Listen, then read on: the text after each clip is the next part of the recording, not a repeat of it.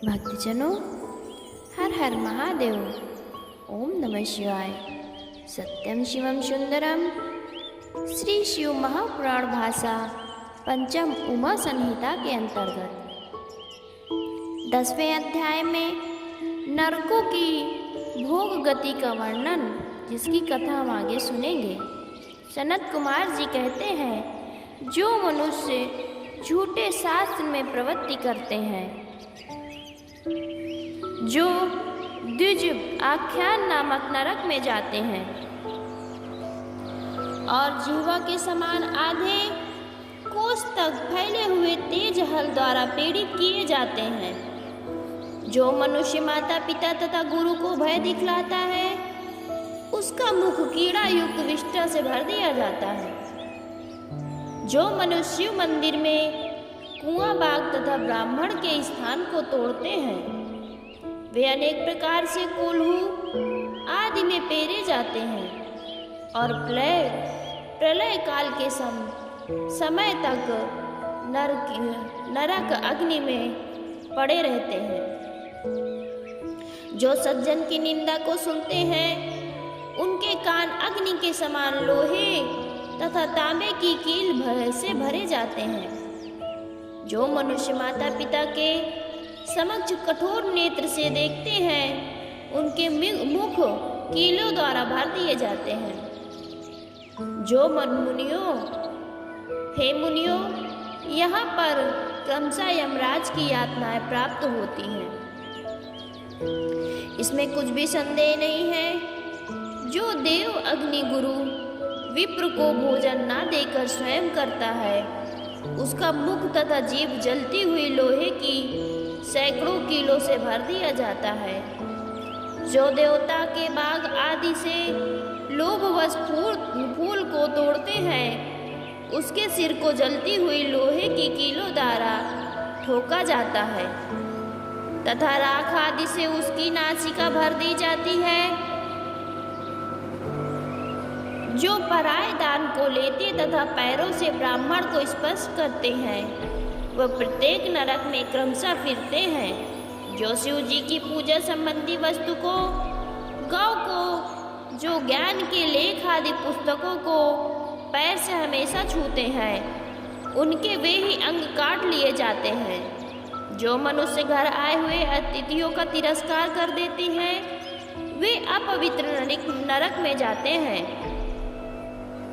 जो कौवा और श्वान को बलि न देकर स्वयं भोजन करते हैं, उन्हें उसके कंठ और मुख में 2 गर्म कील डालकर मारा जाता है। यम मार्ग को रोकने वाले 2 श्वान हैं, वे इस दी हुई बलि को ग्रहण करते हैं। और जो परिश्रम तथा वायव्य तथा उत्तर तथा नैऋत्य दिशा में रहने वाले काक हैं, वे मेरी दी हुई इस बलि को ग्रहण करते हैं। जो मनुष्य शंकर जी की पूजा करके अग्नि में हवन करते हैं और शिव मंत्र से बलि देते हैं, वे यमराज को नहीं देखते तथा स्वर्ग को जाते हैं। जो ईशान दिशा में इंद्र के लिए नहीं डालते, उत्तर में यमराज को, पश्चिम में सुदक्षेय को तथा दक्षिण में पितरों को नहीं डालते, वे मनुष्य गौ को त्यागता है, वो अस्वस्थ होकर तामिश्र नमक में नरक में जाता है। और वो मनुष्य भूख प्यास के असहाय कष्ट से चलाया जाता है। इसी प्रकार पापियों की महाघोर यातना है। और अंत में जो कुछ प्राप्त होता है, उसे संक्षेप में सुनो।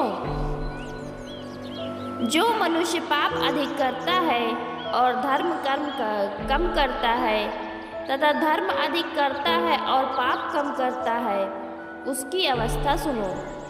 अधिक पाप के प्रभाव से धर्म का फल नहीं प्राप्त होता और उस पाप के प्रभाव से मिले हुए सुख को प्राप्त नहीं कर पाता।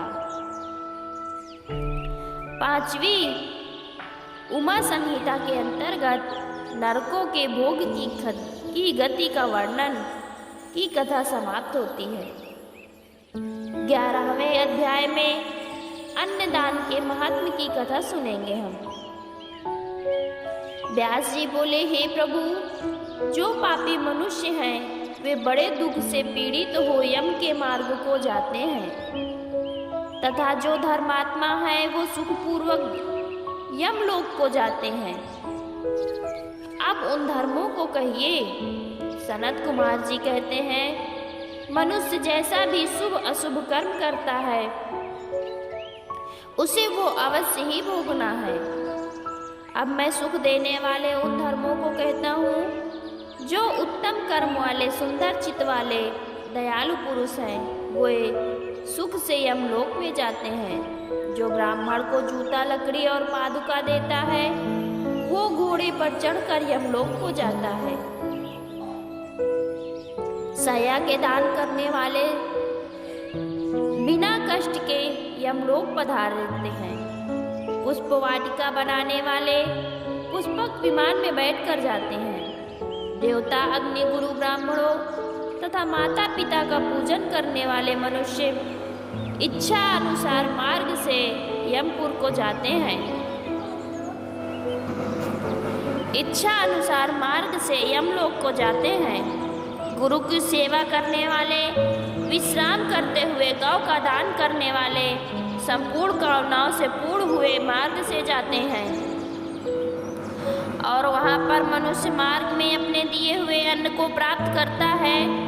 स्वर्ण तथा रत्नों के दान से कीलों द्वारा मारा नहीं जाता और चांदी आदि के प्रदान से सुखपूर्वक यमलोक को जाता है और स्वर्ग में सर्वदा अनेक प्रकार के भोगों को प्राप्त करता है। सब दानों में अन्नदान सबसे बड़ा कहा गया है। हे मुनीश्वर, अन्नदान के समान दूसरा कोई दान नहीं है।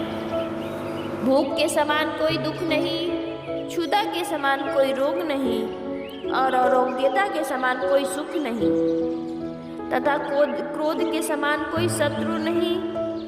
इसी से अन्नदान से बड़ा कोई पुण्य नहीं कहा गया।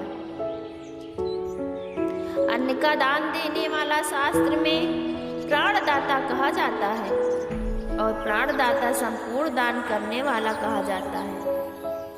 इसलिए अन्नदान करने से समस्त दानों का फल मिल जाता है। हे मुनि, अन्न से ही ये सारा संसार धारण किया जाता है और संसार में अन्न ही बलदायक और अन्न में ही प्राण प्रतिष्ठा है। जो ब्राह्मण तथा दुखी को अन्न दान करता है वो अपने परलोक संबंधी उत्तम गति को देता है। जो क्रोध को त्यागता है वो यहाँ तथा स्वर्ग में आनंद को प्राप्त करता है। जो पितर, ब्राह्मण और देवता को भोजन से संतुष्ट करता है उसको बड़े पुण्य का फल मिलता है। जो मनुष्य ब्राह्मण के मांगने पर भोजन देता है वो प्रलय काल में भी स्वर्ग को प्राप्त करता है। हे मुनि, अन्नदान करने से स्वर्ग में जो दिव्य लोक की रचना है उसे सुनो। अन्न देने वाला तथा बड़ी कांति वालों को ये लोक प्राप्त होते हैं। अन्न साक्षात ब्रह्मा, विष्णु और शंकर जी हैं तथा मनुष्य जो संपूर्ण पापों को कर अंत में अन्न दान करता है वो सब पापों से छूटकर स्वर्ग को जाता है। जो मनुष्य अन्नदान के इस इतिहास को पढ़ता तथा दूसरों को सुनाता है वो धनवान हो जाता है। हे महामुनि, जो श्रद्धा से अन्नदान की महिमा को सुनता है तथा ब्राह्मण को सुनाता है वो पितरों के समीप प्राप्त होता है। पंचम उमा संहिता के अंतर्गत 11वें अध्याय में अन्नदान की महात्म की कथा समाप्त होती है। 12वें अध्याय की कथा तप महिमा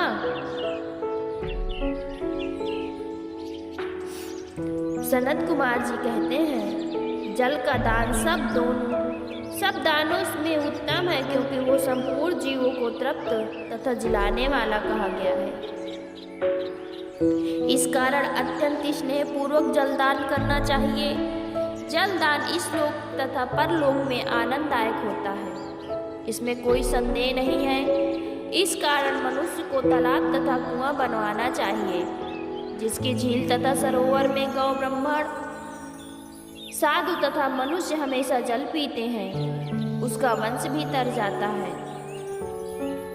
तालाब बनवाने वाला मनुष्य तीनों लोकों में सर्वत्र पूजित होता है। जो अपने शुभ कर्म में सरोवर बनवाता है उसे अनंत पुण्य प्राप्त होता है। सरोवर 4 प्रकार के भूतों का परमाश्रय है और तड़ागादि सभी जलाशय परम लक्ष्मी को प्रदान करते हैं। देवता, मनुष्य, गंधर्व, पितर, नाग, राक्षस और स्थावर भूतादि सभी जलाशय का आश्रय लेते हैं। हे व्यास जी, मैंने जीवों को संतुष्ट करने वाले जलाशयों का फल कह दिया। अब वृक्षों के लगाने का फल सुनो।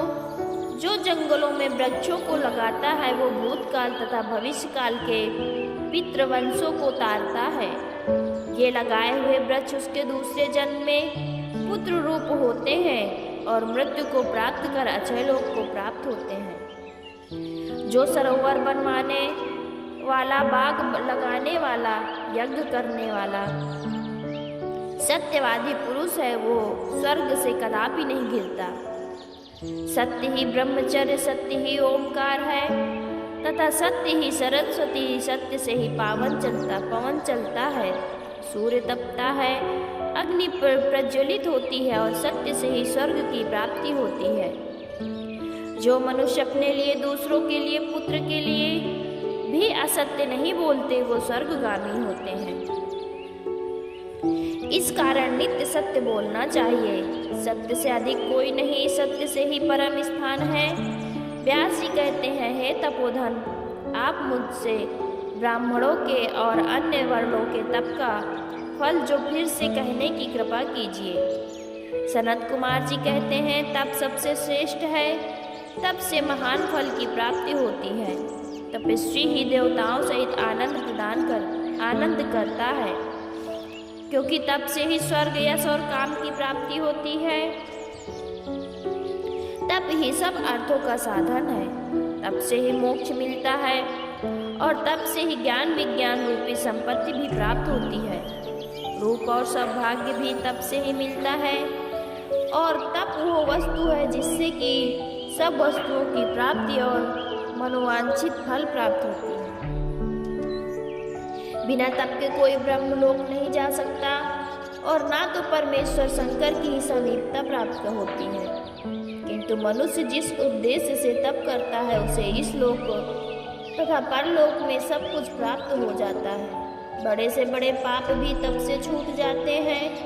तप से ही स्वामी शिव तथा सनातन ब्रह्मा, विष्णु, अग्नि और इंद्र हैं।